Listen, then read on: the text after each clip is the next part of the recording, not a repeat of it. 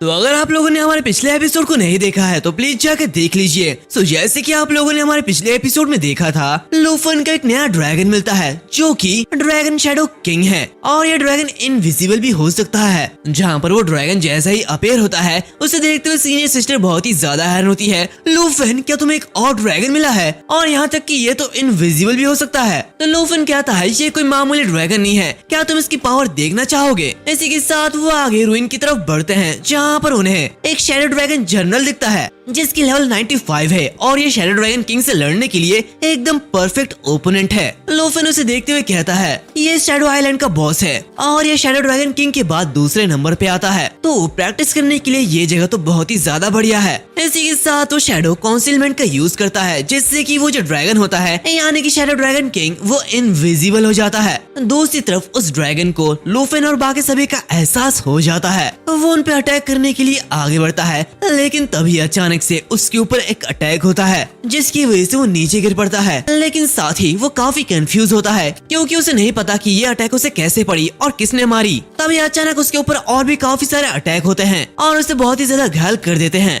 जिस वजह से वो ड्रैगन और भी ज्यादा गुस्सा होता है और उस वजह से उसकी पूरी की पूरी बॉडी में काफी सारे कांटे भर आते हैं जो कि काफी ज्यादा बड़े बड़े और नुकीले होते हैं। यहाँ पर सीनियर सिस्टर ये देखते हुए कहती है ये तो अपने एनिमी को देख भी नहीं पा रहा, ये बिल्कुल एक नाइटमेयर की तरह है। तो लूफन कहता है रुको, मुझे इसमें थोड़ा सा फ्यूल ऐड करने दो। इसी के साथ वो जियाओफई को शैडो ड्रैगन किंग के ऊपर सोल प्रोटेक्शन को कास्ट करने के लिए कहता है। जियाओफई बिल्कुल वही करती है। तभी वो जो दूसरा ड्रैगन होता है वो उनके ऊपर अटैक कर देता है, लेकिन ये अटैक काफी इजीली जियाओफई के आर पार हो जाती है, यानी कि उसके ऊपर ये अटैक काम नहीं करता। मतलब ये बिल्कुल टोबी के टेक्निक जैसा है। जहाँ पर ये देखते लूफन कहता है तो ये शैडो ड्रैगन किंग का काउंसिलमेंट पावर ये जियाओफई को भी हाइड कर सकता है। हम देखते हैं वो ड्रैगन अब बहुत ही ज्यादा गुस्सा होता है। वो अपनी बॉडी से काफी सारे कांटों को बाहर निकालता है और बहुत ही तेजी के साथ लूफन के ऊपर फेंक देता है, लेकिन तभी लूफन शैडो क्लॉक का यूज करके उस अटैक को काफी इजीली ब्लॉक कर देता है। और हाँ, ये शैडो क्लॉक की पावर ही यही है कि वो मैजिकल और फिजिकल अटैक को ब्लॉक कर सकता है। जहाँ पर लूफन ये देखते हुए कहता है सारे अटैक को जीरो में बदल देना, इसे हम एकदम परफेक्ट डिफेंस कह सकते हैं। तभी लूफन उसे शैडो ड्रैगन किंग से कहता है शैडो ड्रैगन किंग मुझे अपना सबसे स्ट्रॉन्गेस्ट स्ट्राइक दिखाओ। तो वो शैडो ड्रैगन किंग काफी तेजी के साथ उसी मॉन्स्टर पर अटैक करता है और उसे एक ही साथ खत्म कर देता है।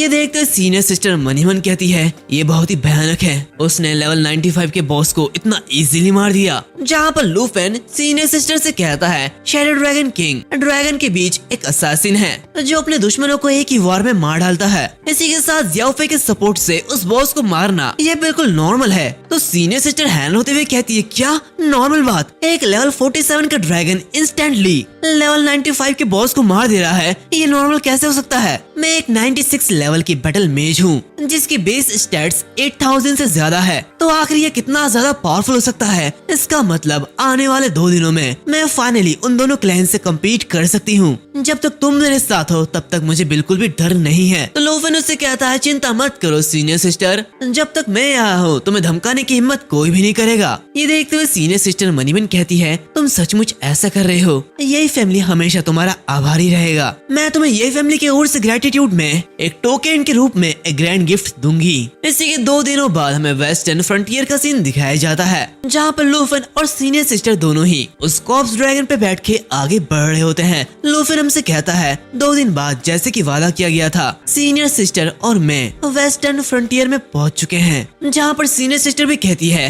वेस्टर्न फ्रंटियर मैं आ चुकी हूँ। तभी लूफन उससे कहता है यहाँ का सीनरी काफी ज्यादा खूबसूरत है, इसमें कोई भी हैरानी की बात नहीं है कि आखिर नोबल फैमिलीज यहाँ पर क्यों आई है। जहाँ पर सीनियर सिस्टर भी उसी क्लैन के बारे में बताती है कि वो यहाँ पर क्यों आई और किस लिए आई, जो कि सुनने के लायक नहीं है तो उसे रहने दो। जहाँ पर सीनियर सिस्टर कहती है वेस्टर्न रीजन में यही हुआंग और लॉन्ग फैमिली ये सबसे लोएस्ट रैंक पर आती है। यहाँ तक कि काफी सारे ऐसे फैमिलीज भी है जो कि इनसे हायर रैंक पर है, जैसे कि सी, बी और ए रैंक पर। यहाँ तक कि ऐसे नोबल फैमिलीज के 4th ईयर के एक्सपर्ट्स भी सबसे कमजोर माने जाते हैं। ये सुनते हुए लूफन मनीमन कहता है मैंने सोचा भी नहीं था कि वेस्टर्न फ्रंटियर में ऐसे सीक्रेट्स होंगे। ऐसा लगता है कि इस दुनिया के बारे में मेरी समझ सिर्फ एक छोटे टुकड़े जैसी है। इन so called A rank noble families की नजरों में मैं सिर्फ एक चींटी से ज्यादा कुछ नहीं हूँ। तब सीनियर सिस्टर कहती है हम लोग यहाँ पर पहुँच चुके हैं। इसी के साथ हम देखते हैं कि वो दोनों ये रेसिडेंस में पहुँच जाते हैं जो कि काफी बड़ा होता है और बहुत ही सुंदर होता है। वो दोनों ही नीचे उतरते हैं और ये फैमिली के हाउस की तरफ बढ़ रहे होते हैं, जहाँ पर सीनियर सिस्टर कहती है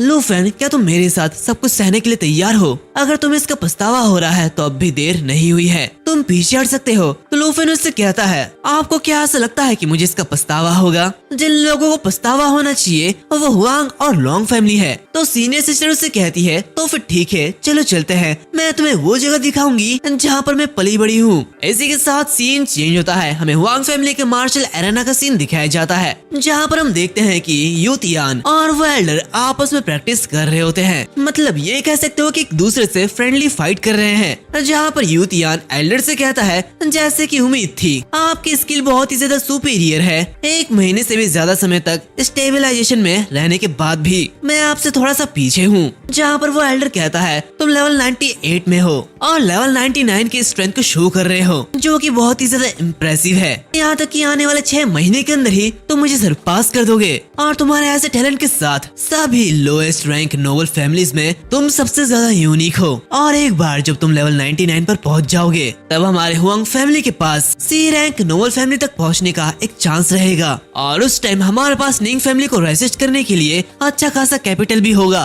तो यूतियान कहता है एक सी रैंक नोबल फैमिली के लिए मैं कड़ी मेहनत करूंगा। तो वो एल्डर कहते हैं अभी हमें खबर मिली है कि यही वुजियान यही रेजिडेंस में वापस लौट चुकी है, वो भी एक यंग मैन के साथ, और दोनों ही बोन ड्रैगन माउंट पर राइड कर रहे थे। जहाँ तक लगता है ये वही ड्रैगन टेमर होगा। तो यूतियान कहता है कि क्या बोन ड्रैगन, क्या ये कोई ब्लैक ड्रैगन नहीं होना चाहिए? तो वो एल्डर कहता है इस ड्रैगन टेमर ने सच में कई सारे ड्रैगन को टेम करके रखा है और अगर वो ऐसे ही आगे बढ़ता रहे तो ये हमारे लिए फ्यूचर में बहुत ही ज्यादा मुश्किल पैदा कर सकता है। तो यूतियान कहता है चिंता मत कीजिए एंसेस्टर, मैं जरूर इसे हमारी हुआंग फैमिली के सामने घुटने पर ला दूंगा और अगर वो मना करे तो इस वेस्टर्न फ्रंटियर में उसकी मौत पक्की है और अगर यहाँ पर कोई मरता है तो ड्रैगन कैपिटल वो कुछ भी नहीं कह सकता। एल्डर कहते हैं चलो ठीक है अच्छी बात है। खैर इन 2 दिनों में लॉन्ग फैमिली से लॉन्ग यू ही, वो भी यही फैमिली के लिए लॉन्ग जिंग के साथ है। यही फैमिली के रिसोर्सेज और लॉन्ग जिंग के बदले के साथ वो ये भी चाहता है कि यही वुजियान उसके साथ शादी करे और इस मामले में समझौता नहीं किया जाना चाहिए। ये सुनते वो यूतियान जोरों से हंसने लगता है। लॉन्ग हीरो सच में कभी नहीं बदला। तो अगर ऐसी बात है तो 3 दिन बाद मैं भी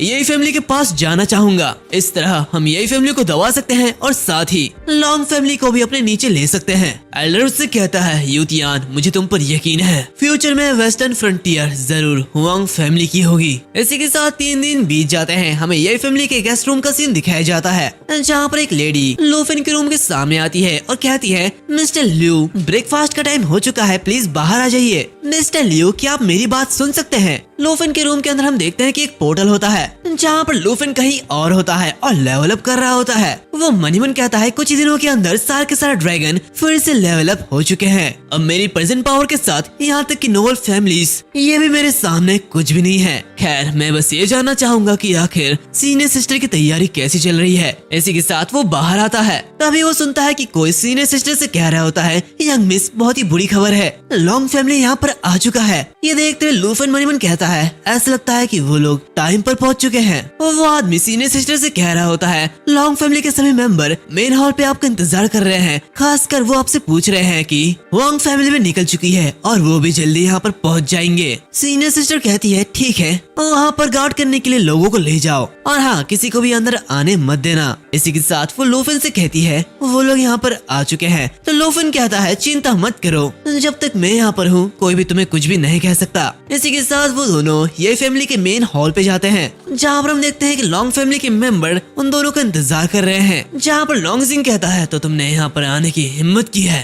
वेल ऐसा लगता है कि ये फैमिली मेहमानों की देखभाल करना नहीं जानता है। हम लोग कब से यहाँ पर बैठे हैं और हमें एक चाय भी नहीं मिली। तो सीनियर सिस्टर उससे कहती है तुम्हें तो इस बात के लिए आभारी होना चाहिए कि हमने पास्ट में तुम जैसे लोगों को पीट कर भगाया नहीं। ये सुनते हुए लॉन्ग जिंग जोरों से हंसने लगता है, जहाँ पर वो कहता है तुम जानते हो ये पास्ट की बात है, लेकिन अब अगर हम यहाँ पर पेशाब भी कर दे तो भी भी हमें कोई कुछ भी नहीं बोलेगा, किसी में भी हमारे ऊपर एक उंगली उठाने की हिम्मत भी नहीं होगी। तभी वहाँ पर एक आदमी कहता है, मिस यही आखिरकार समय हो चुका है, हम बस यहाँ पर बात करने के लिए आए हैं कि आपका ये फैमिली लॉन्ग फैमिली के रिसोर्सेज को कैसे वापस करेगा। हम देखते हैं कि जो पर्सन है ये लॉन्ग एरू है, 30 ईयर ओल्ड, जिसकी लेवल 98 है, और ये लॉन्ग जिंग का दूसरा ब्रदर है। वो कहता है, लॉन्ग जिंग तुम्हारे ये फैमिली के मसले को मिटाने के लिए इतनी दूर तक गया और तुमने इसे घायल कर दिया। हमारे ओल्ड मास्टर इससे बहुत ही ज्यादा गुस्सा है, वो कह रहे हैं कि ये फैमिली को इसकी कीमत चुकानी पड़ेगी। तो सीनियर सिस्टर कहती है, लॉन्ग जिंग ने रूल को तोड़ा है। तो लॉन्ग एरो कहता है, गुस्सा मत करो,